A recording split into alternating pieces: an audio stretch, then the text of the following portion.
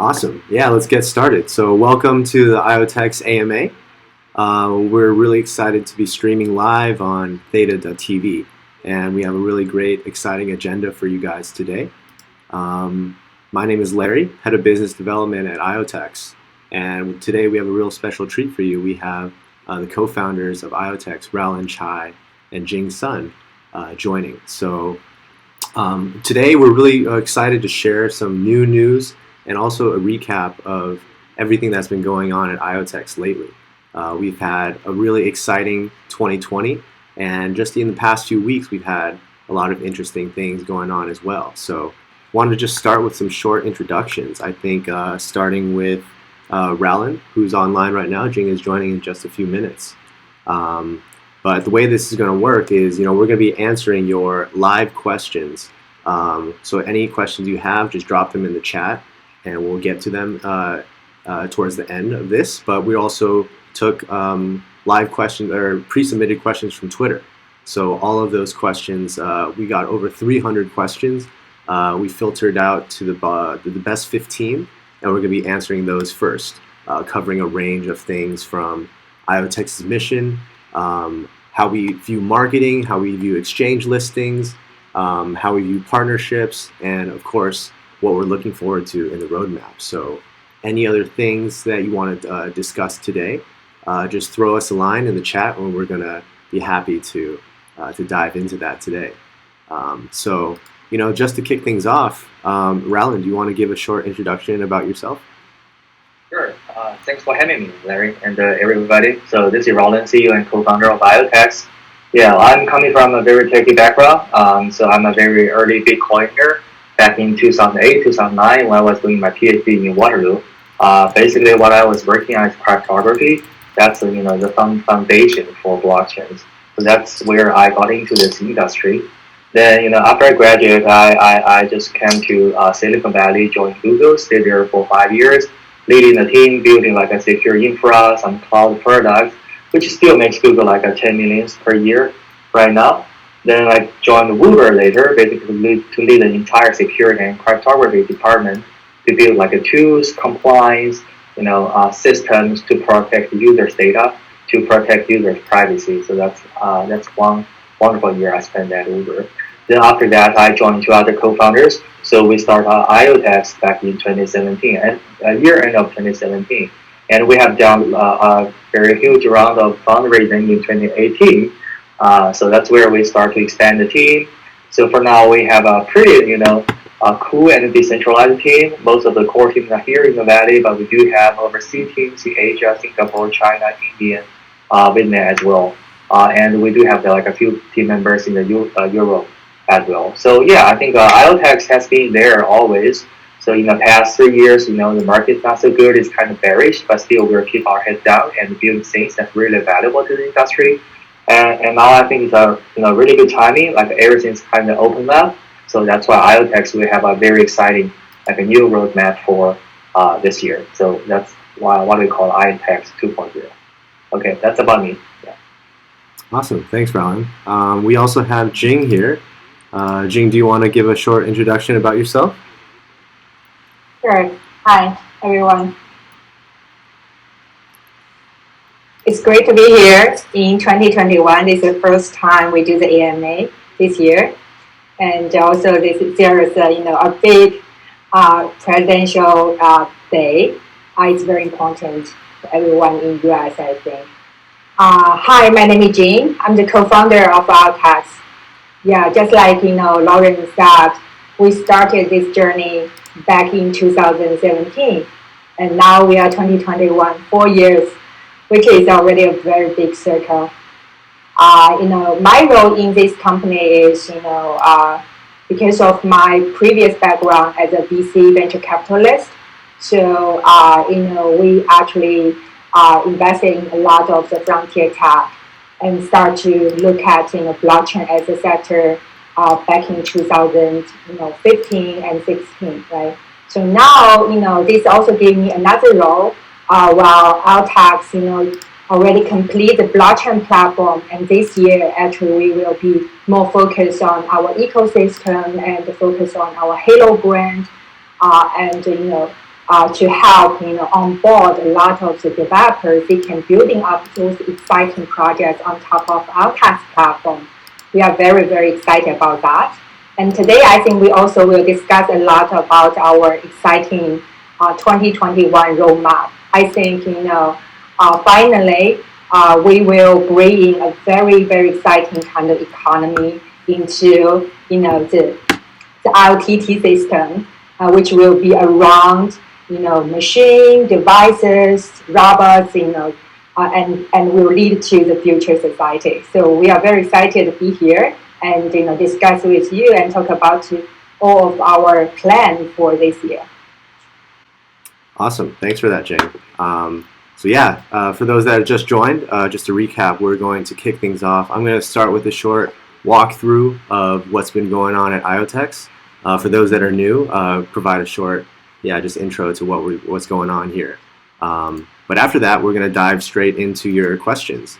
And we're going to talk a lot specifically about the roadmap for 2021 and also some really great initiatives that we're planning.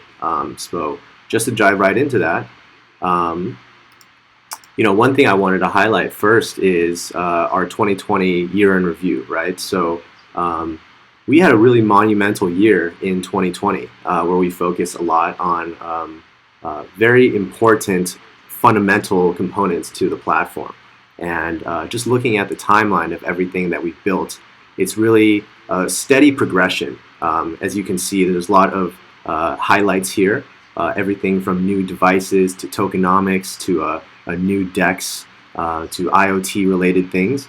But these are all dots that are kind of seemingly unconnected, but will be connected by IoTeX in the very near future.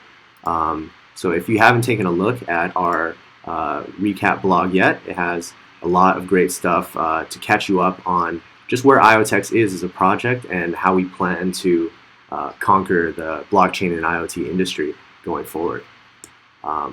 Another great thing that I wanted to highlight is the network is growing consistently and fast. Just in January, we reached a very critical milestone where we reached more than 10 million transactions on the network. So that's a huge accomplishment and something that we're very proud of. I think the last AMA we did, we were only at 6 million transactions. So it really shows the very fast progression that the IoTeX network is having. We have over 60 delegates now. Over 40% of all IoTeX that is circulating is staked, and there's over 3 billion votes.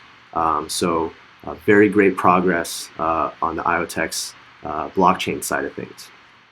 On top of the blockchain, we're also seeing the device economy flourish, what we call the Internet of Trusted Things. So this dashboard at IoTT.network tracks the real-time number of devices and the number of countries that IoTeX devices are a part of today. So right now we have over 1,700 devices on the IoTeX platform, and this number is growing steadily day by day. I think we're seeing anywhere between 20 and 50 new devices every single day, and it's really amazing to see people adopting new products. And also very exciting that we see over 45 countries and regions reached now. This doesn't include only users. This is only where IoTeX devices are. So I think someone in the community pointed out that besides Antarctica, we've reached every single continent, which is really exciting. And just to add to that a little bit, every new device that is added to the IoTeX network triggers a new burn drop. So we have this tokenomics program called burn drop. So every new device activated triggers a IoTeX to be burned and IoTeX to be dropped to long-term stakers. So to date, we've had over 120 million IoTeX burned and over 13 million IoTeX dropped to long-term stakers, which is truly incredible. And so this is kind of an update on what's going on top of the platform. Some other big news we wanted to share. Adding to, Go ahead, Raullen. Yeah, sorry, just adding to what Larry said, right? So the most successful blockchain network in the world, which is Bitcoin. I saw the number this morning, so they have 10,000 nodes around the world. Like if you think about like IoT device are action nodes for IoTeX network, then we already have like a 1/10 of a Bitcoin scale. So I think that's like a huge achievement from the team. Definitely. Trying to get to that global scale, So awesome. Yeah, next we want to dive into another style of announcement. So this is a really big one for us. And IoTeX has always considered ourselves to be a very serious project, right? We want to really transform not only the blockchain industry, but also the IoT industry. So that requires us to align ourselves with people such as Robert Parker, who just joined our advisory board, the former CTO of Samsung SmartThings, founding director of Amazon Alexa, and GM at Microsoft for over 18 years. So Robert just brings decades and decades of experience in the IoT sector, which we find to be very valuable. And he's going to help us make IoTeX devices more functional and user-friendly, which is a really incredible addition to the team. And if you haven't already listened to our podcast with Robert, I'm going to definitely check it out on YouTube. I think it already has over a few hundred views. But it's just a really great crash course on what blockchain and IoT is and how it's going to progress in the future. We'll also cover some of that on this call today. Some other things that we wanted to touch upon is Pebble. So Pebble is a new type of IoTeX device developed in partnership by IoTeX and Nordic Semiconductor, one of the largest chip manufacturers in the world. And I also have one right in front of me here. But Pebble is basically a new type of initiative for IoTeX. And it's all about verifiable insights that we can gather from the physical world and bring to the digital world in order to trigger different types of smart contracts and different types of capabilities for blockchain builders. It has multiple sensors for climate, location, motion, and light. And it's just the most comprehensive and usable blockchain and IoT dev board out there today. Basically, we've built this over the past year, really combining the concept of open source and tamper-proof hardware with open source and tamper-proof software. So blockchain and secure elements coming together in order to really establish a higher standard for trust.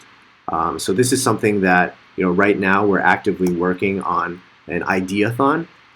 You can see this is kind of the flow of how Pebble works, connecting the physical world with the digital world by signing data using the secure element.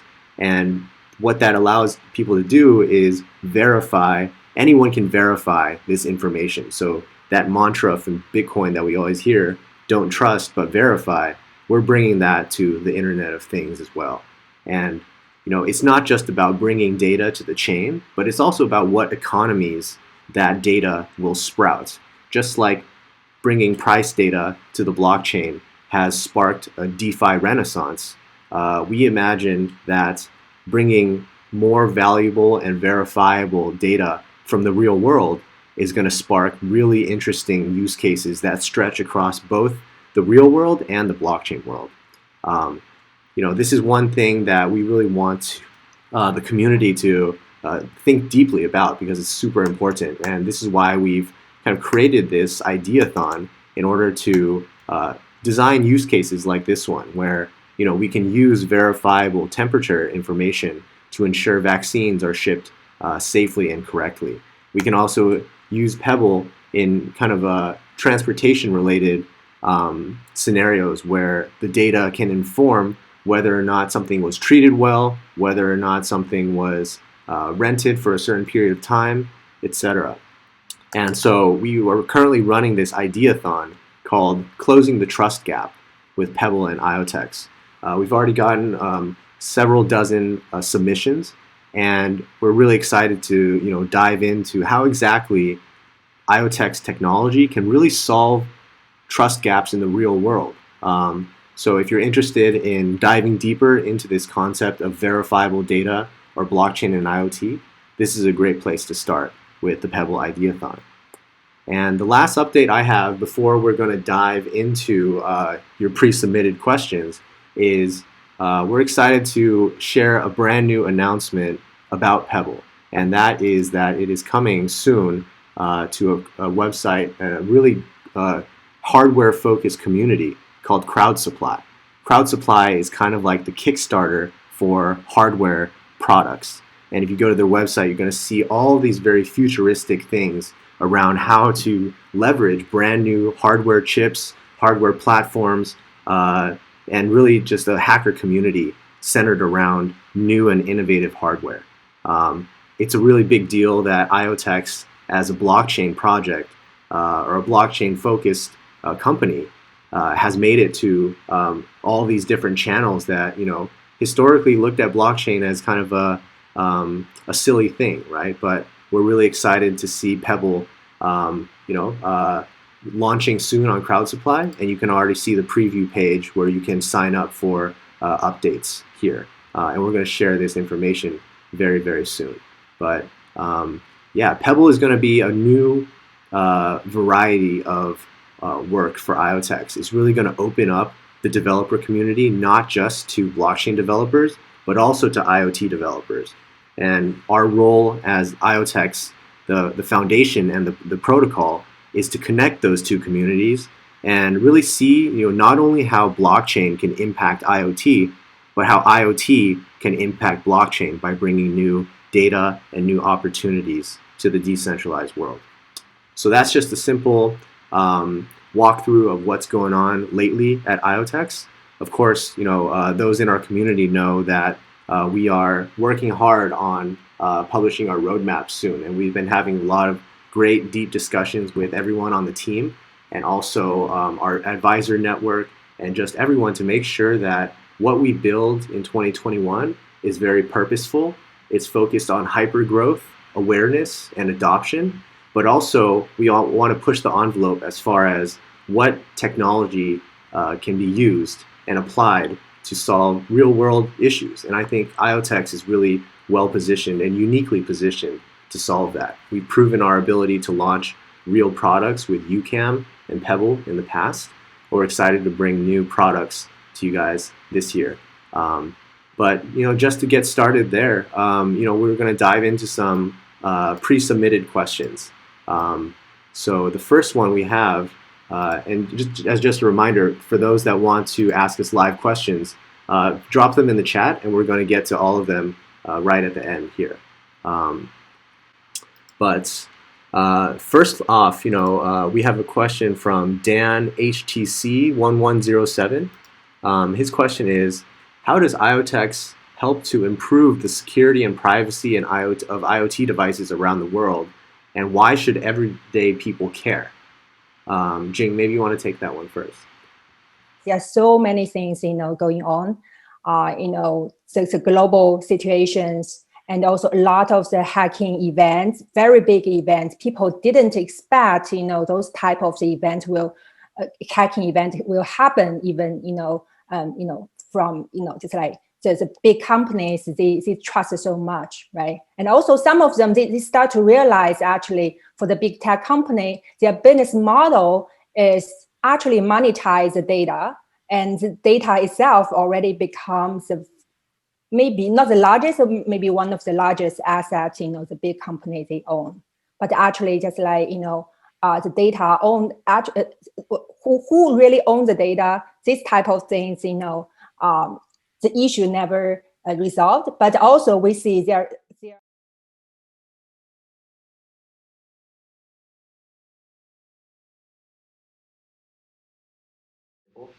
So one of the protocols like we have seen, recently, like I just mentioned, is Cycle. It's a DeFi protocol, but try to incentivize like this transactional privacy. Meaning, so they have a pretty neat design of their token, which is called CYC token. So people can deposit their IoTeX into the anonymity pool, at least what I heard, and you will get back some CYC token, to poke around. So they do have like a very strong token economics behind CYC to encourage people to deposit into the anonymity pool. Well, once the pool becomes bigger, then it provides a lot of anonymity. Then people, can send through their transaction over the pool to mix up and to get your transactional privacy. I think that's one thing we're seeing it's already launched like 2 days ago. And another one we are also discussed with like the mimo team, which is the fintech folks, fintech groups in Singapore, is about having a stable coin based on IoTeX. It has sort of this MakerDAO spirit, but not totally the same. Still, like the scheme itself is in discussion. I think more progress will be disclosed as we see how it works. Yeah. Besides of these two, I think there are lots of conversations around. Okay, so we should do some like a lending protocol that's with another chain. So they want to do some compound like kind of lending borrowing protocols on top of IoTeX. Yeah. So that's great thing. Like I said. I think those DeFi infrastructures will eventually overflow to other blockchains, and we are totally ready for that. Very cool. Yeah. So Cyclone is an interesting DApp that just came out. I think from last time we checked, over 7-8 million IoTeX has already been staked into the Cyclone contract. So no, 10 million, Larry. I checked it last night. It's already 10 million. IoTeX. 10 million. It's crazy. Yeah. Being conservative there. 10 million IoTeX already staked. A really good, fair launch from what we can tell. So yeah, definitely check it out. I think this concept of rewarding those that contribute or use protocols first, kind of like what Uniswap introduced with their amazing airdrop. So I think this team that's working on Cyclone is really adopting the same spirit and trying to build not just a solution on IoTeX, but something that will stretch across to other networks as well. Diving into something more partnership related, Candy Tree 11 asks us, I know IoTeX has already collaborated with semiconductor giant Nordic Semiconductor, and global chip manufacturer WiseKey. Can you share more details about how working with these chip manufacturers usually happens? And maybe I can start with a little bit just to show you guys. This is that Pebble device that we were talking about. Can't really focus in my camera here, but there we go. This is a product that we developed with Nordic Semiconductor, and specifically they built this chip right there, and it's called a system in package. It basically has a secure element inside of it. A secure element is just like the chip in your phone that does your fingerprints and your face IDs, and also the chip that ledger wallets and crypto hardware wallets use to protect your private keys. It's basically an ultra secure part of the processor that provides confidentiality and guarantees integrity of the information. So when you think about applying this, how does this actually come to fruition? How do devices like this come to fruition? It's really a combination of our deep understanding in blockchain and IoT, and Nordic's deep understanding of how these secure elements are going to be programmable in the future, right? The difference between the secure elements that we talked about in your phones and your ledgers versus the one in Pebble Tracker is we've basically built an open source operating system on top of Pebble that allows you to build and capture the benefits of this ultra secure hardware module, right? So going back to the original question, how do we work with chip manufacturers like WiseKey and Nordic? It's really half of it, I would say, is R&D focused. Like what we're talking about is the future, right? Everything in the future, we envision a world where it's decentralized and all these devices have their own blockchain wallets and blockchain identities, and really will spark this machine-to-machine kind of economy. But before we get there, the first goal is to make sure that we trust machines to serve humans and to serve general applications before they start talking to each other and downloading goals and executing things on their own in a very autonomous way. We have to make sure we trust these devices first and foremost. And that is exactly what we're working on with these chip manufacturers. Is we want to be able to tell people you can look at your devices and know that these devices work for you and not for other corporations. So that's kind of the qualitative side of things. Raullen, any other maybe technical things you can share about what this secure hardware and blockchain intersection looks like? Sure, yes. So we're seeing like a Pebble as a very good pilot for like the big thing we're going to introduce, but I can get a significant here is like this decentralized machine economy. Uh, so Pebble would be like the ideal experimental thing, right? Or maybe like a dashboard for such a huge concept. So it basically means like the machines are made to serve human beings. It will provide sorts of utility or maybe services or maybe some data, whatever, right? So this creates a value for the machines. But we're like developing some middlewares plus protocols, even some like from the token economic side thing to make this to liquidate the value that could be created by a device, by a machine, and make them flow around using the DeFi infrastructures we already have on IoTeX, for example, DEX, maybe the stablecoin that is coming, things like that. And they definitely like we will do a huge kind of distribution for Pebble in February. I think we are working with like the top kind of hardware like crowdsource platform to make this happen. And after that, we are going to introduce this middle layer, like I said, components plus protocols to make it work, so people can actually buy Pebble and make it generate some sort of value. Could be data, could be something else. And these things can be tokenized by the blockchain protocol. So that's where we're seeing like the Pebble is going forward. Awesome. Yeah, thanks for that, Raullen. Jumping to the next question from Captain Boeing. This one's about marketing. So maybe Jing, you can tackle this one. It's very broad. What are your marketing goals for 2021, and how do you intend on growing the community, including non-English speakers and communities? Very important question. I would say, if 2020 year is a year, we actually building a lot of things. We actually internally said, 2021 is about, we want to amplify the impact of IoTeX, as a brand and also as a project, so that, to achieve these goals, marketing will be extremely important. This year, we are already ready, to put a lot of resources to market, to the marketing, initiatives. And I would say just like, we are, in the planning stage, but I can just like explain, our philosophy. So IoTeX, different from a pure crypto project, one very big part is we are willing to kind of connect the physical world to the digital world. And, we are also play this role, already kind of just like through various products, which will be actually just like for the daily users, right? It's not only just like for a very niche market, but, for everyone. So I think the initiative will be at least for two parts. The one part is, still we're working with manufacturing partners and to launch, products. And Ucam will be the most important part, and we will have, we can just like imagine there will be other products on the market. And, those products will be directly get into the new market, which will be outside the crypto.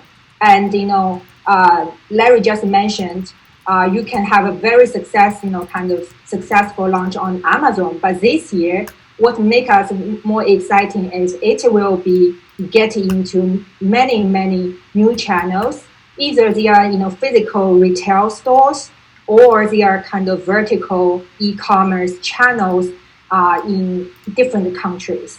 And even now, we already see we have kind of coverage, getting to, I think, 45 countries. You can imagine just like this year, actually we'll have a very big boost of the Ucam, camera into the market. And what this role should mean IoTeX, we already see now we have thousands of the products, right? And actually we see those people, they are kind of just 1/4 of the, for Ucam users, they already familiar with, blockchain. So this is a very good way. They already kind of engage maybe with other kind of, for example, Bitcoin, Ethereum. And now this is the first time they really just engage with the product, hardware product which powered by blockchain. So this is the best way to introduce, hey, IoTeX is the blockchain actually empower your daily use, product. And now we integrated the Ucam with, the wallet. And gradually those people will be introduced to, our IoTeX ecosystem and start to engage with, a lot of the other products we provide. So this is a very good kind of channel. And there's another 75, I would say at least 70% of the users who purchase Ucam. Maybe this is the first time.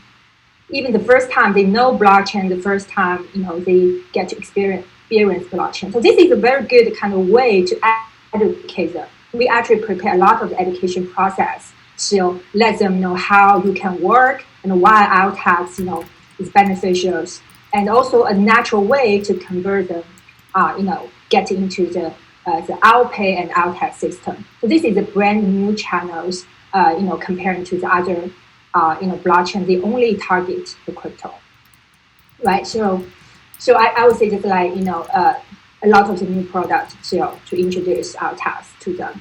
And another part is the branding awareness to the general top tier media. We already kind of start to get approached with a lot of the media vehicles, and interestingly, those media vehicles, they also have their own kind of tech sector. They have their own kind of gadget store, and they want to list Ucam and other blockchain products powered by IoTeX on their platform. This will give us not only kind of the sales, but actually huge exposure of the brand awareness. And once they see hardware powered by blockchain, they will see this is powered by IoTeX. I think this is a very important part, through product. And another part, I think that we will explain more. This year, we will focus more on just like how to, get the awareness or just boost our IoTeX awareness in the crypto industry. Why? Because this year is a very different year. I think just like so last year, a lot of the institutional marketing, we will say, a lot of the institutional endorsement, the entire crypto industry have a huge kind of growth in terms of the user growth. And we definitely will kind of capture this growth of the users once they get into Bitcoin and start to look at the blockchain industry, what other projects they want to invest. IoTeX will be the one if they see just like the solid project undervalued and also represent the future, which is the Internet of Things. So this year we will put a lot of resources, also just like marketing into the entire ecosystem.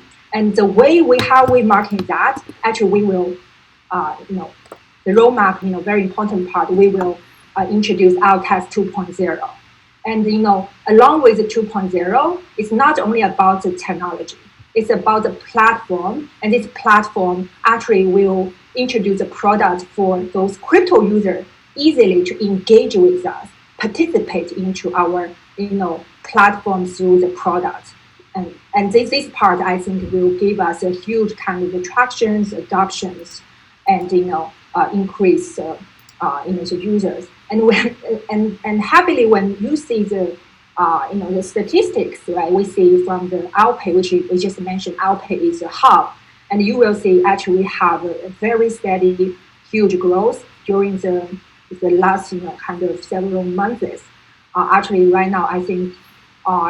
Just like every at least just like we see kind of thousands 10% of the weekly kind of growth week on week. So that's great. Yeah. So I think these are really amazing points, right? I think from my perspective also, one thing that we've been talking about deeply with the internal team and just with the community in general, it's all about Jing mentioned a lot of new products, but we also have the brand side, right? So this marriage of product marketing, attracting brand new people because they want to use a Ucam, or they want to build with a Pebble, or they want to trade on Mimo, right? Yeah. These are kind of compartments of the entire IoTeX network. But one thing we're really trying to focus on as well this year is to really elevate our brand marketing as well, right? We feel that, everyone that knows IoTeX loves the project. They think we're really doing groundbreaking stuff, and it's a mission that impacts everybody, right? Anyone that owns a device today, you do not own your data. And that's a problem, and we want to solve it, right? So that's the brand, the ethos of IoTeX. But often, we launch so many things, and we're working at such a high clip that sometimes people that are introduced to IoTeX by our products maybe don't understand really the brand. So it's really twofold, and we recognize this. And as I mentioned in the beginning of the AMA, 2021 is really about three things for us: hyper growth, awareness, and adoption. So these things are all kind of under the same umbrella. As Jing said, it's not all about tech. It's about simplifying and allowing people to participate, even if you're not a developer. So these are really important things. But there's another question that it's kind of similar from Commando 911. It's, what is the plan to list IoTeX on new exchanges? And how can you ensure sufficient liquidity on exchanges to bring IoTeX greater adoption? So this is more about, obviously the token side of things. But Raullen, I know you spend a lot of time talking to exchanges on a daily, weekly basis. So maybe give us some as much highlights as you can. Yeah, yeah, of course. The core assets on the IoTeX blockchain is IoTeX token. So I think that's everybody knows. And their IoTeX token has already been supported by the mainstream exchanges like Binance, Upbit, Bittrex, BitBTC, and there are quite a few exchanges over there already supported. So yeah, so the plan is to have even more exposure to people in different regions to have access to the IoTeX token, so they can purchase and use the utilities on the IoTeX network. Right, so that's a plan. To get there, so we are definitely working with exchanges. So they are the big ones in their region. For example, we work with Coins DCX. That's the biggest one in India. I think Larry just had an AMA with them maybe 2-3 days ago. It went well. We do have some partnership with another exchange, I think in Singapore, forgot about the name, and also another one, the biggest one probably in China. So yeah, we are all working with them to get IoTeX, exposed to the people over there. Definitely we are working on it. In terms of a trading volume, I think so we definitely encourage community teams, come to the exchanges you like and support IoTeX over there by providing liquidity. It's the same idea about you do a liquidity mining on the Uniswap per se, right? Oh, by the way, IoTeX is also listed on the Uniswap. So the way it works is IoTeX token, the native IoTeX token that goes through the IO2, which is the bridge between Ethereum and IoTeX to come to the Ethereum world. Then this synthetic, or maybe you call it the wrapped IoTeX, is listed over there on the Uniswap. So you can go there to be a liquidity provider. You can sell IoTeX, buy IoTeX on Uniswap. That's pretty easy too. Yeah, definitely we are working on that. Don't worry. Yeah, listing on both centralized exchanges and decentralized exchanges. We have a lot of... That's the way it is. Yeah, a lot of things that we plan to do with other cross-chain networks. But we were not going to ruin that surprise. It's going to come out in our roadmap. Cool. So this next question, we were talking a lot about marketing, a lot about community. Let's talk a little bit about tech, guys. This next question is about from AZYRMDHN, all consonants. IoTeX is already one of the fastest blockchains in the entire industry, with 5-second blocks and instant finality. So how do we plan to improve the blockchain in the future? Raullen, this one's definitely for you. Yeah, that's a great question. Yeah, I can take this one. So for this year, we do not have very disruptive plan to do to the blockchain, but we do have some improvements on top of the current blockchain. For example, so one thing we're talking about is upgrading the UVM to the latest one. So we will so the latest UVM has a bunch of nice features. For example, they reduce the gas cost for certain opcodes, and they can support even complicated smart contracts in a way. So that's why we are going to do a UVM upgrade this year. And another one is we will probably extending our delegates numbers to be 64, I don't know, 84 or something like that, basically to make it more decentralized. Because we in the past 2 years, our blockchain has already proved that it's really fast and secure. So I think that now is the time to pursue like the decentralization aspect of the blockchain. And of course, in the middle, so there are lots of tunings, debugging around the protocol itself. For example, some of our engineers are looking into how we can save probably 50% of storage for our delegates, and another group of engineers are looking at for this P2P communication, how can I reduce like a 30% of this communication overhead. So that's kind of things we're working on. We're like slowly but very steadily improving our blockchain this year.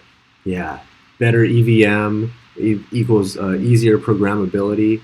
30% reduction in overhead means faster transactions, and I think the blockchain, as this person that asked this question already said, is already extremely fast and extremely capable. But IoTeX is always looking to improve, and we have the capability to do so. This question is from THI Huan 93, and the question is, I'm interested in contributing to IoTeX. Do you have a global ambassador program? And if yes, how do I apply? T. Huan, yes, we do have a global ambassador program, and we would love for you to apply. And right now, we're actually about 25 strong across the globe. We have people really manning new communities. I see Turkey. Shout out to all our Turkish community is growing very, very fast. I see Japan community has just started and is also growing. And some of the more legacy communities that have always been around IoTeX, like Korea and Russia, are also growing very, very quickly. So the ambassador program is all about bringing IoTex's vision to more of a global audience, right? So if you go to our Telegram, in the pinned message, there's a place to apply to become an ambassador. And not only do you get, to be a face of IoTeX for your region, but you also get great prizes and great perks. So you get a beta test new products and things like that. And all the ambassadors are great, and it's really a tight-knit community. So we'd love for you guys to join. Outside of that, though, we know that it's a big step to become an ambassador for a project. And we want to also create other opportunities where, it's not as committal, but you still want to benefit the project. So we have the concept of working groups that are going to emerge very soon. One of the working groups that we've already announced is the governance working group, where we're going to ask the community to help define the operating rules about how decentralized governance will work in the future for IoTeX as kind of the foundation. And those of us on the call today take more of a step back, right? The other one that we're discussing is the marketing working group, where we want to have more specific tasks for different audiences to tackle, right? We have a lot of inbound requests from folks asking, how do I get involved with marketing? So putting everyone in one group and allowing them to, work together and really tackle larger initiatives, not just smaller projects. So that's our view about the ambassador program, and we're excited to grow it very soon. We're going to answer one or two more pre-submitted questions, and then we're going to dive into some exciting roadmap related questions, and also this thing. So Jing, this is kind of like two questions for you. Maybe we can go rapid fire a bit.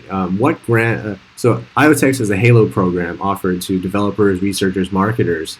How is that going, and how do you see it evolving in 2021? From Crypto Boy 237. That's a very important question. I think this year, we will kind of just like speeding up, the Halo program and the ecosystem, growth. As you know, actually, just like IoTeX Foundation, we reserved at least 8% of the total supply just for this Halo and ecosystem fund. So I think this year a different part will be just like we will reserve certain for the grant, and maybe we will also have another part which is will be for the investment, to invest in the really great kind of the ecosystem project they are willing to leverage on IoTeX platform and build up their own product and launch on the IoTeX platform or the cross chain. We are very open for that. And what it really just like I think from the IoTeX kind of the ecosystem and from the supporting team, not only just like provide certain type of the grant or financial support, but actually just like we will help them to even just like to design the token model and help them to launch in our platform and open to our ecosystem. So I think this is a very dynamic kind of a supporting system behind that. And we will this year, I think just like we already have kind of over 20, 30 kind of applications we are reviewing, right? But definitely we'll open to definitely will. Sorry. I'm a little bit. Yeah. Go take care of that, Jing. We can continue from here. Oh no. Hope everything's okay. Yeah. Looks like there's an emergent. Yeah, it's an emergent alert. It's okay. Yeah. So, we're live. Yeah. It's a special day, Yeah.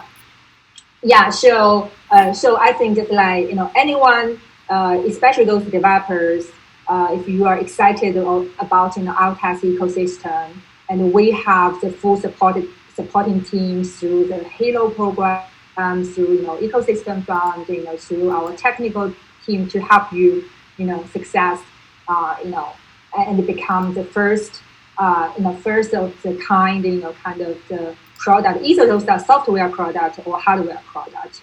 We have resources to support both type of the projects.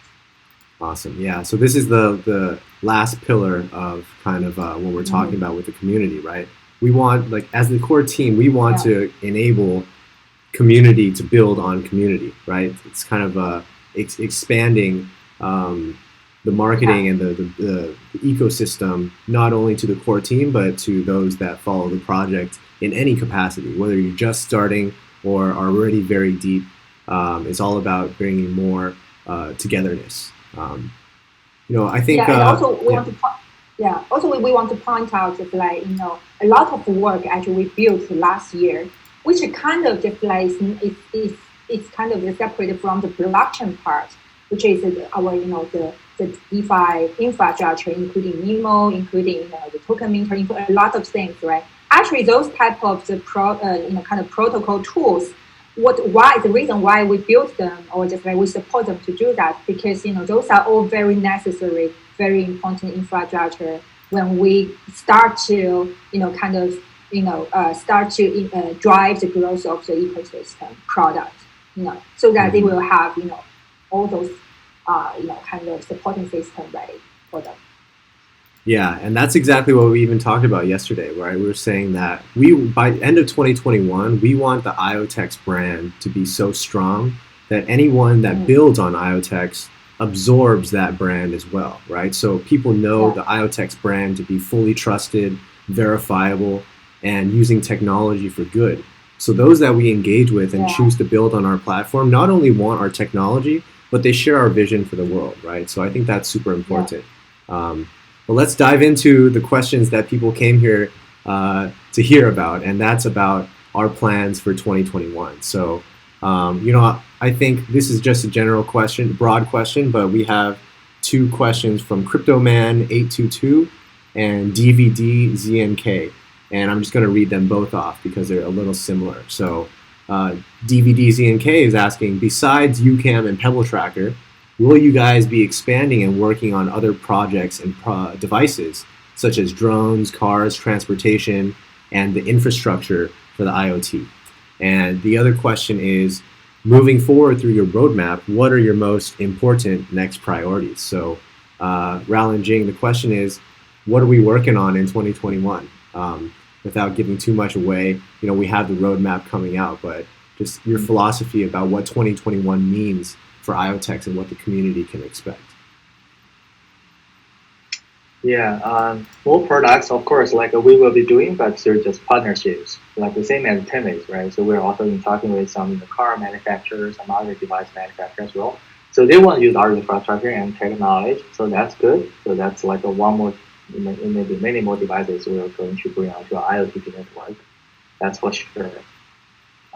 For the team itself, like I said, so we will be really focused on the decentralized machine economy, which means like we will build like a middle layer of protocols and components to drive people to liquidate like the value that can be created by their machine, and try to exchange the value with some other people in a very decentralized manner.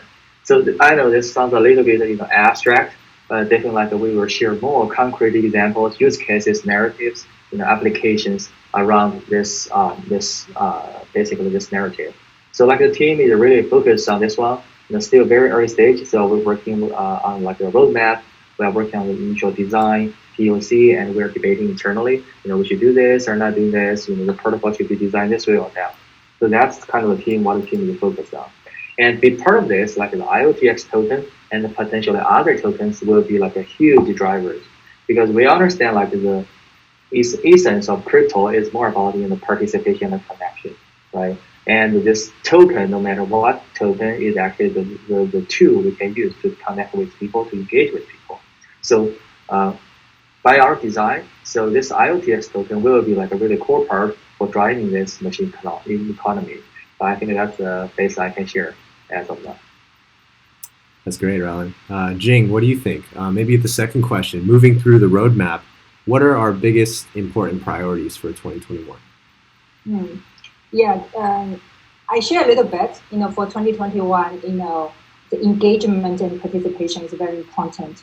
But the question is how and why, right? So, we definitely want to just focus on the growth and engagement, but actually just in IoTeX way.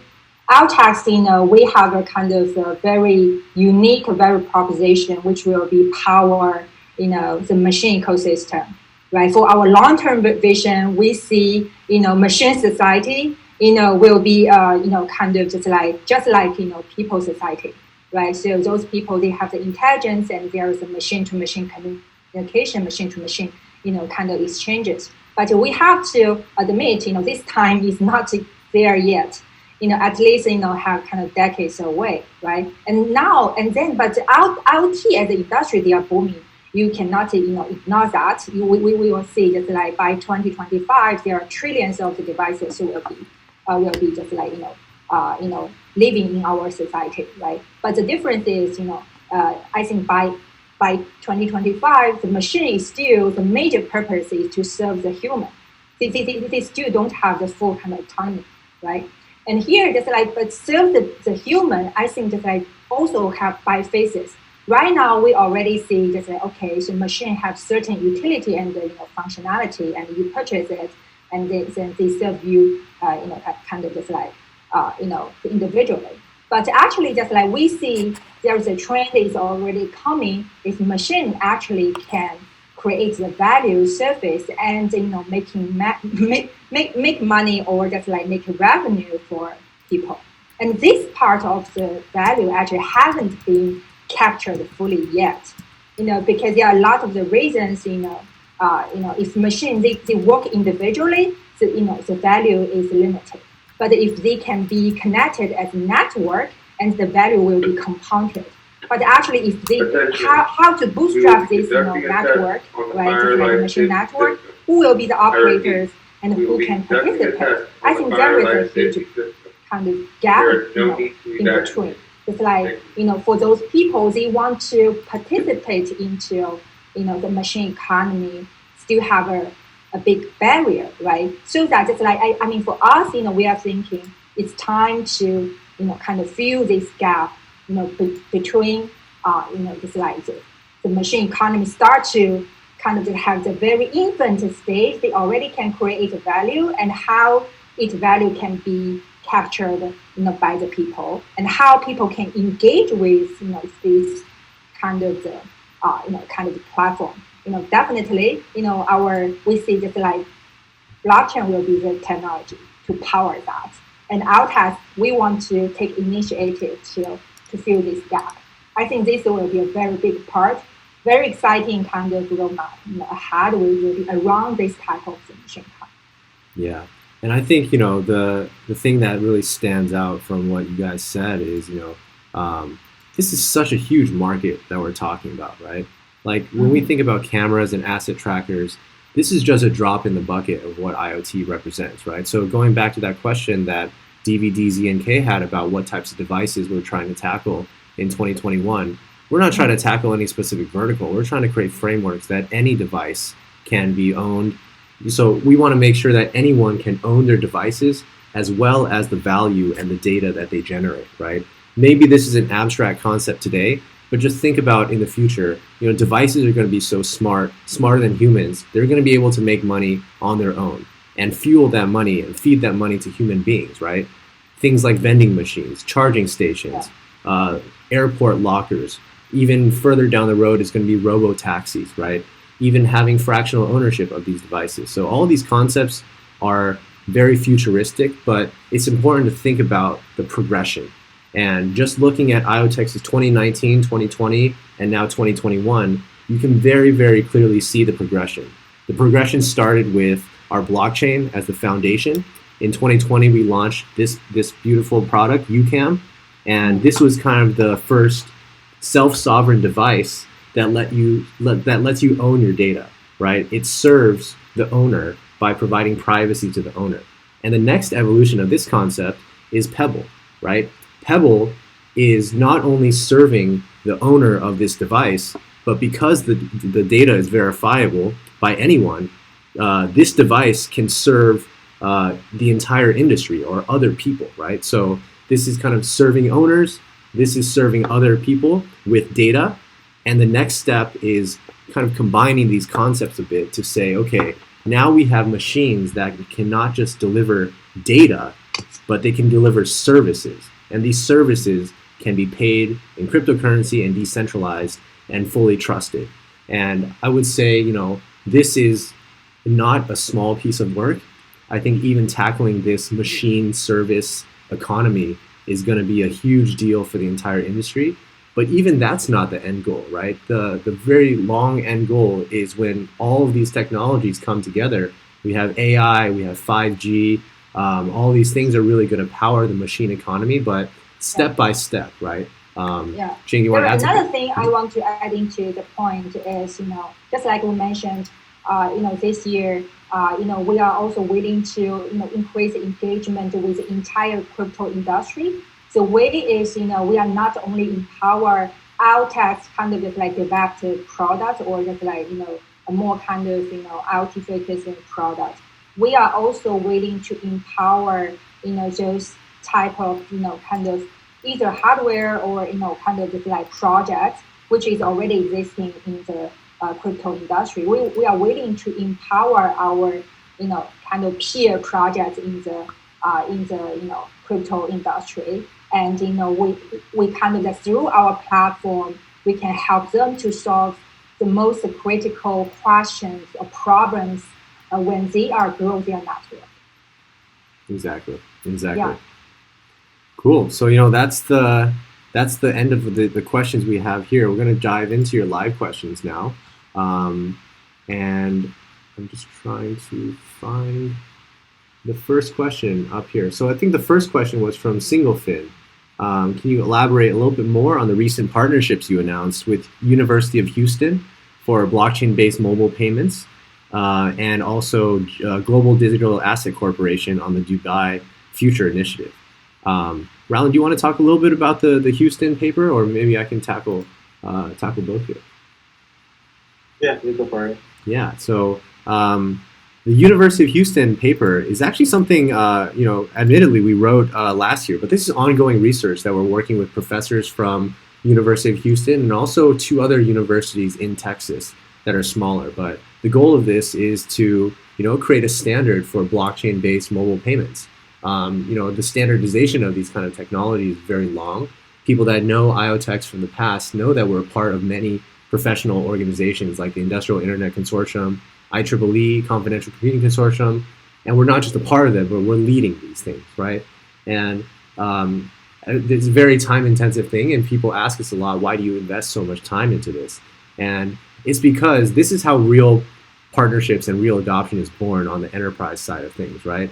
You may see a lot of things on news about people saying, hey, we're partnering with this person, we're partnering with that person. but these are very superficial, right? When you think about real partnerships in the future, it's going to be at the protocol level, the standards level, right? Of course, there's people that will build on top of the platform, but if we're talking about how to bring IoTeX to the greatest amount of users, it's really through making sure that in the future, any blockchain and IoT device out there has IoTeX technology built into it. So that's really what we're diving into with the University of Houston project and also the professional organizations. And we have a lot of great updates about that kind of stuff. As you know, the enterprise space is very slow, and not much we can share. But when these things are signed, sealed, and delivered, we can share them, and we're getting very close to some really cool ones, especially with IIC and IEEE. The second one around Global Digital Asset Corporation, this is also something that is similar. It's kind of like a legitimizing factor for IoTeX. GDAC is a professional organization based out of Dubai and Australia, and basically they work with large governments and large public entities to in-source the latest and greatest technology from around the world. So they identified IoTeX and some other blockchain projects as real leaders in the specific verticals that they're addressing with blockchain. So the types of things we're discussing are all about how to bring new technology to the Dubai region. Dubai has this really massive expo, Dubai 2020, but of course COVID pushed it to 2021. But we're really exploring a lot of ways about how we can apply technologies like Pebble and technologies like Ucam into regions that really welcome this innovation, right? So those are kind of the things that we're diving into on that front. Unfortunately, I can't scroll up all the way to the questions. So if you guys had questions up here, please drop them again because I can't, unfortunately, I can't access them down here. But I'm just going to go from the top here. Another question we have is from Lucio XP23. How are you? That's a good question. How are you guys doing? How are you? Hope you are all great. Yeah, it's crazy times, right? Hope this year will be much better. Yes, exactly. The next question here is, from Hederick. What are the long-term aims for IoTeX? What do you ultimately want to achieve until you all feel complete and proud of this project? That's a great question. Raullen, you want to take that one? Like, what makes you feel from the co-founder's perspective, right? Like, there's so many different ways to assess success, right? What is success in your guys' eyes? Yeah, so I'm always thinking about to build this decentralized, autonomous organization for IoT and blockchain, right? So the eventual goal is basically to make IoTeX like a network, an ecosystem that it will grow on its own.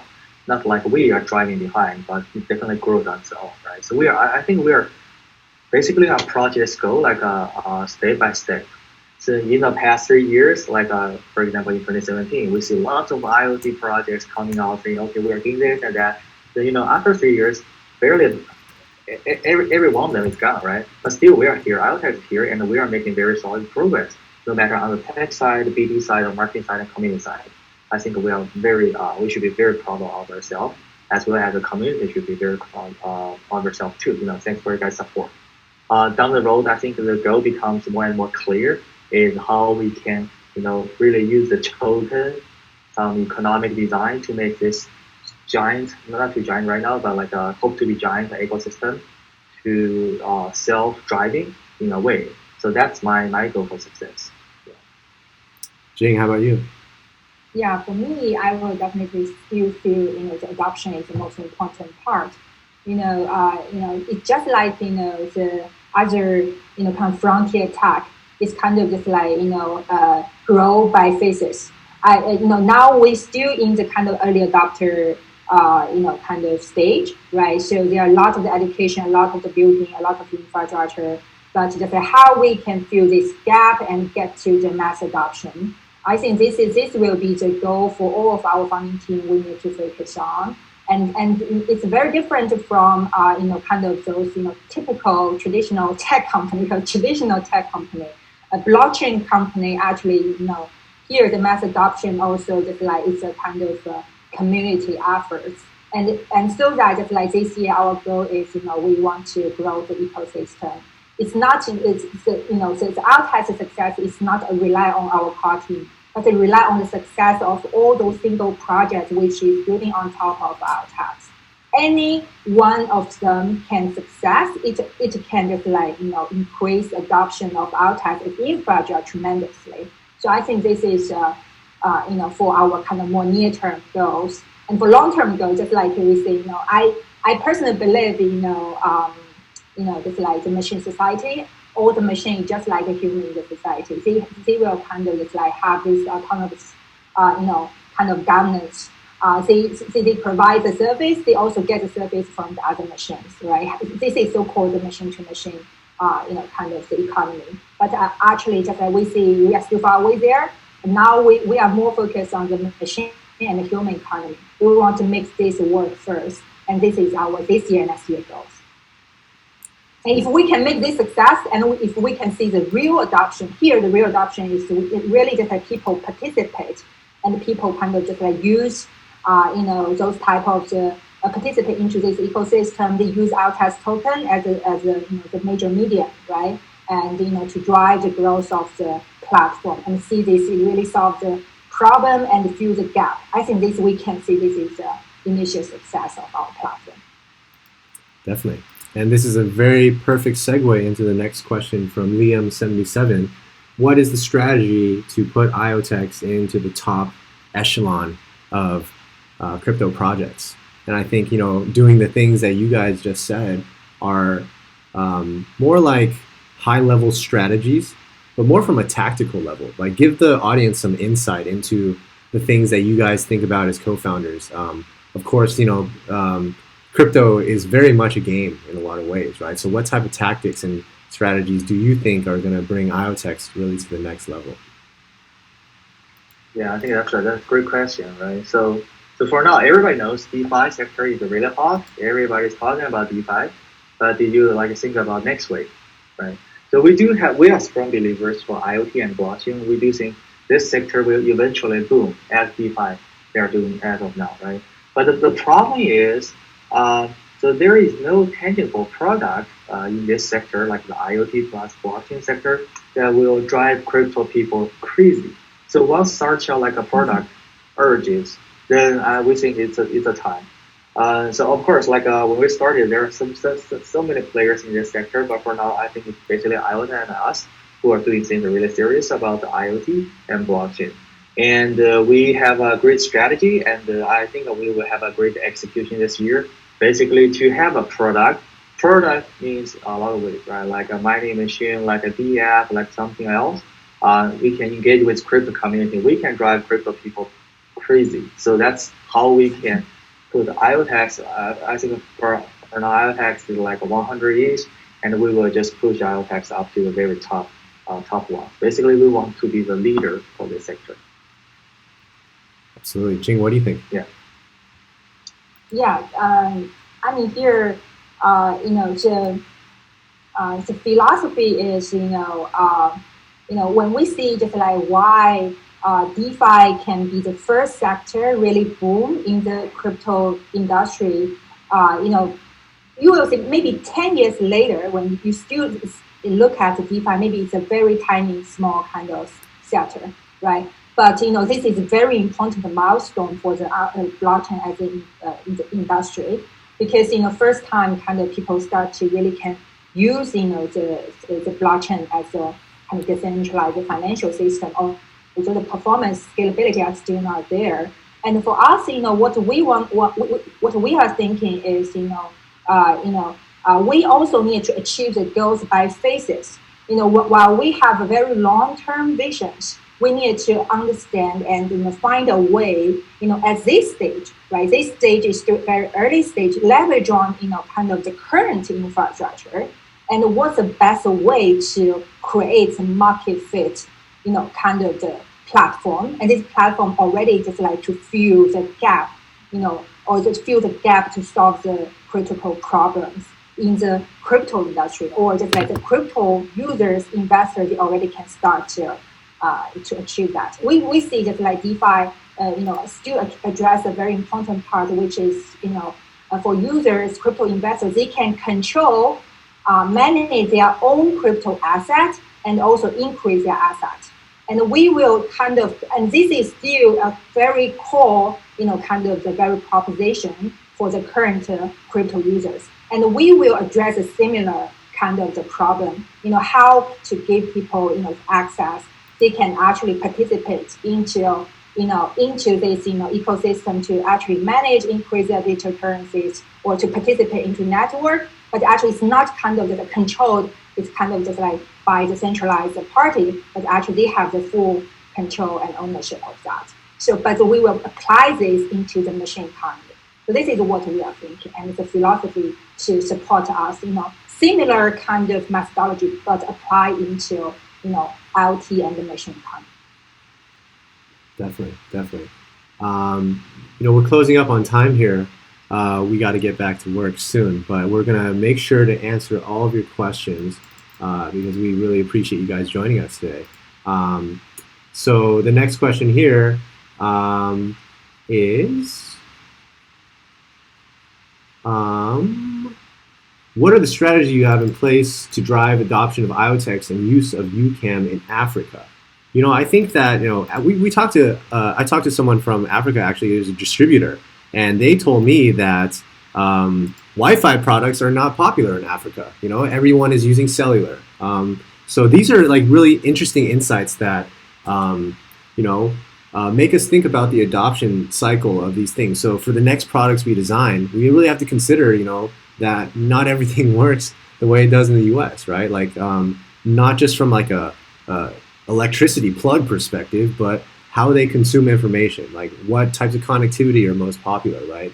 And I think the world is really evolving in different ways. Different regions will evolve at different times, but it's really important for us to consider that.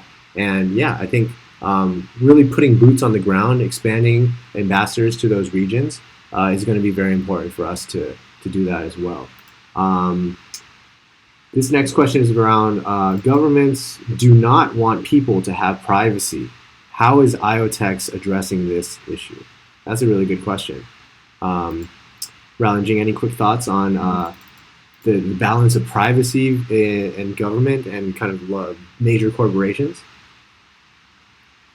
Sure. I think that's probably the last one I can take. I have an important meeting that's coming up in about 2 minutes. Mm-hmm. So that's yeah. So definitely, I think the regulation and the government, so they will change over time, right? At the very beginning, Bitcoin is just for smugglers, for like drug dealers, for like a black market. But now you see, Bitcoin itself is something that's embraced by like Wall Street institutions, by like the most wealthy people in the world, by lots of governments even. I saw a news probably like 2 days ago. They said, who said like Canada president says they will probably consider to hold some Bitcoin for their country as well, right? So that's how things will evolve over time. So I don't see privacy being like a big anti-government type of stuff. Like it will change once people get more and more care about privacy, and government will understand this one. I think that's kind of like a spring for decentralized technology. Awesome. Yeah. Well, yeah. Thanks, Raullen. I know you got to jump to this call, but we'll see you next time. I have to jump off. Thanks, guys. Thank you, Raullen. Thanks, guys.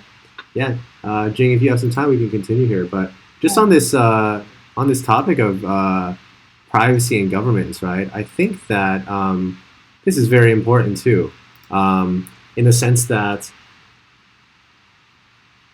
right now the corporate type of use of data is being put under the spotlight, right? WhatsApp. What's really interesting to me is like WhatsApp terms and conditions did not change that much, but all of a sudden it became the hottest topic in the world, talking about, everyone's moving to Signal because of WhatsApp terms and conditions. Let me tell you something, guys, like every set of terms and conditions in the world today looks like WhatsApp, right? So from our perspective, I'm really just wondering what the tipping point for people was, right? I think it was like, it's a huge combination of things, but the theme that I see very, very clearly now is that companies holding consumer data is not an asset anymore because of these privacy regulations. It's a huge liability for these companies. So in the next decade or even the next year, people are going to be looking for solutions where they can still sell services and sell devices to users, but they don't want to touch that data. They think users holding that data so they don't have to have massive fines for messing it up. Not every company is like Google or Amazon that have massive teams to protect data and do privacy stuff. Nobody wants to touch data in the future. And not only is it from the government and the regulation side, but what's super exciting is consumers are now demanding it as well. So these types of components, I really think is a big tipping point. Jing, what do you think? Yeah, my thought is, of course, just like government, they can, just like they have a reason, right? So either this is kind of secure reason or, kind of big reason, but this cannot be really kind of just like be kind of because of this reason, so that we have to sacrifice all those, human rights. And in which level, right? And there's another biggest problem. I would say right now, to be honest, I would say those big tech companies or government, they are too powerful. And, actually the people, they are too powerless. Mm-hmm. So, just like here, when we talk about the equal rights, just like you cannot say, hey, all the rights, is all belong to big tech company and just like, exploit all the rights from the people side. Even just like at least they can have some tools to protect themselves. And those tools are for public good, or those people, they have the open access to it. Yeah. Right. And there's another part is, it doesn't mean, for the security reason, the government, they cannot, have the access. But I think just like we just want to put this level from the tech corporation side into the people's hand. When the government, they still have the security, kind of inquiry, they actually can have a very kind of just like, reasonable access, or just like, ask for permission to the people. And people can give access for this reason. But it's not like just like, okay, so we kind of have this delegate, which is a tech company. A tech company represents all the rights from the people side, but actually they are not really represent us. Yeah, they're not public officials. Yeah. And or just like actually we have no idea or no information about that. I think this part of the logic is wrong, and we need to change that. Yeah. Right. So we need to at least first give back kind of to recognize ownership of the data itself. Yeah. Right. So that, and then we have some other kind of protocol try to make sure those data can have the permission and can still accessible for which reason. But we cannot just like break this loop, kind of just like there's a black hole, and because of user surface on the tech platform, so that user kind of already naturally gave up their rights. So the technology blockchain here, we try to solve this problem. Yeah. And, when you combine this thought with what we were talking about, decentralized machine economies, right? It's really going to paint the picture of how bottoms-up, user-owned organizations kind of evolve, right? Just like a lot of these liquidity pools and DeFi, where, there's very rapid iteration of the governance about how these pools operate. You can think about in the future, there's going to be pools of machines and users that join these pools and set the governance about how their devices interact with each other, and even how the value and data created from these devices is utilized, right? Maybe the policy of one pool is that we are not going to sell any user data at all. This is the privacy pool. Then the other one is maybe the opposite, right? We're going to maximize how much we can make from our data and devices, but that's not going to be an IoTeX decision or a government decision or even a corporation decision. It's going to be a community user consortium type of decision, right? So this is where the marriage kind of comes into play. Yeah, in future, just like all those, kind of middle person, they are service provider. Their service provider, they follow the rules and they follow the government decision, which actually just like, powered by, the certain group of people. Yeah. There's going to be less devices and less ownership of physical assets in the future. It's going to be a service economy, right? Like you're going to consume services from devices, but you don't necessarily need to own that device. Think about a 3D printer, right? Who wants to own a 3D printer these days? But if you could have a way where you can interact with that 3D printer in a decentralized fashion and print something without exposing the privacy of it, without giving up your digital file, that's going to be a big thing, right? So these money-making machines, 3D printers, robo-taxis, all of these things, this is really what IoTeX direction is headed for the long term. But in the near term, there's going to be some good examples that are less abstract. The funny part is, actually, right now the internet company, actually just like what they are doing is also money-making machine.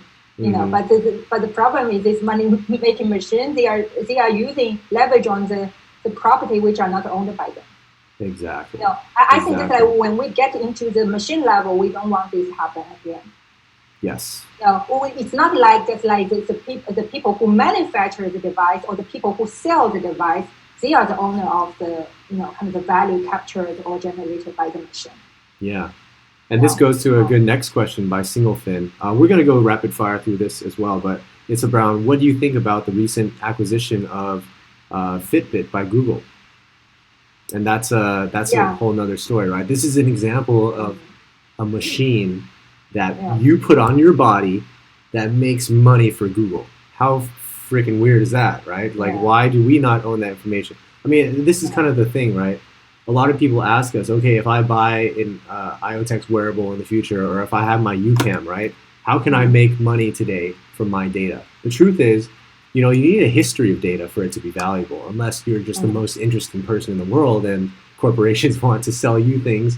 But there's going to be a lot of services that your devices, even when you're not using them, can offer to others in the future, right? The two most obvious categories are, paying for a service, like a one-time service, and the other is leasing out resources that you have on your device. So things like leasing out connectivity or leasing out computation, storage, etc.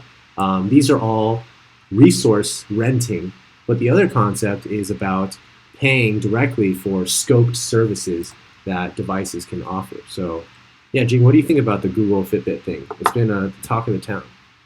To be honest, this is not very good news to the industry, which means that like most of the kind of big individual independent hardware smart device company, they eventually already being kind of acquired by the big tech company. It's also another signal, those tech software companies, they are already too big, so that just like they can almost acquire or buy anything, can buy any tech company they want, because of just like they are kind of have the already on the top of the on the top of the chain, and they kind of just like get the biggest kind of the revenue share for the entire industry, right? So this actually is a very big kind of bad signal, which means that like all the devices companies. Previously, we say device companies still can do the independent thing because it's very separate from software. But actually, just like they can, right? They also belong to the big company. All the devices, they will follow the similar kind of models, so that you can imagine in future you can purchase the device at a very, very minimum cost, because their business model is not based on selling the hardware. The model is based on selling your data. Yeah. This gives us kind of just like we feel what we are doing are even more important. We need to. It's kind of just like more than ever. The industry needs kind of infrastructure platform like us, which is open source, permissionless, and just like to empower the small medium companies. Yeah. Yeah, and then to empower the users. Users will be the center. Yeah. Definitely. And this last question we'll go through is from Genius Mastermind. He's asking, how is Ucam protecting my ID? So, we're talking about all these examples of how the world is really messed up with Google and Fitbit, with governments and privacy. And, we're not just talking about problems, but we're presenting solutions, right? So just to answer your question about how Ucam protects your ID, there's a lot of security cameras out there, right? Ring, Nest, Wise cams, all pitching different marketing things. But when it comes to security and privacy, the best thing that they can say is we care about your privacy. But that means nothing, right? What Ucam can say is nobody can see your videos except you. And these kind of objective and definitive statements are things that are illegal for these other products to say because they're just not true, right? They care about your privacy, but behind the scenes, they're ripping your data and they're going to try to sell it, right? And if you don't know that to be true, then, there's a lot of documentaries out there you should watch about just exactly how crazy these big box tech firms are going. But, I think that going back to that thing we were talking about WhatsApp and Signal, private messengers, and making sure people understand that, I don't want the big tech companies to know what I'm sending, right? Even if Facebook, launched a privacy messenger today. I don't know if they have one already because I don't use Facebook, but if they launch a privacy messenger today, nobody is going to use it, right? They're going to go to Signal because Facebook telling you they care about your privacy is just it's false, right? It's empty promises. Don't trust the promise. You just look at the type of data, right? So what data they really just get the access? There is a kind of clear the table what type of the information Facebook gets and comparing to what type of information Signal gets. Exactly. I mean, what do you think about that? Those are the real, very just you don't trust but verify, right? So you look at what's the kind of the real comparison. Yeah, I mean, Signal and Telegram are really leading this charge, right? What do you think is next? I'd love to say that I think Ucam is going to have a really big year. Like when we won the CES Innovation Award last year in January of 2020. That was the time when all of those Ring cameras were getting hacked. It was right after Christmas when people were hacking into Ring cameras and claiming to be Santa Claus and talking to their kids, right? But when we went to CES, the thing that's just really weird to me, from a psychological level, is as it was happening, people didn't really care. They're just oh, I'm going to continue to use my Ring camera. But, why? You just saw a headline about them not caring about your security, not caring about your privacy. So the tipping point for these type of applications is always slow and steady, but then very sudden, right? So you're seeing it with privacy messengers now. Jing, what do you think is next? Is it going to be cameras? Is it going to be other types of applications? What's next as far as user ownership and user privacy? I would say just products have their own kind of life cycle, right? So you cannot say, hey, right now in the smart device market, what's hot and we do what, right? But actually, just from our observation and analysis, for those kind of really those type of the devices which will really just people care about privacy are just those devices which capture your very sensitive, private, and critical data. For example, your healthcare data. I would say just for those healthcare data, people are healthcare and financial, basically. Those are two most critical kind of information when people feel, it's kind of getting, manipulated. People really feel, a very big kind of just objection or, pain. So I would say just also just based on our experience and, approach us, we will see these two sectors will be very critical. No matter if kind of this device, those devices they actually will monitor, your very critical health data or financial data. Exactly.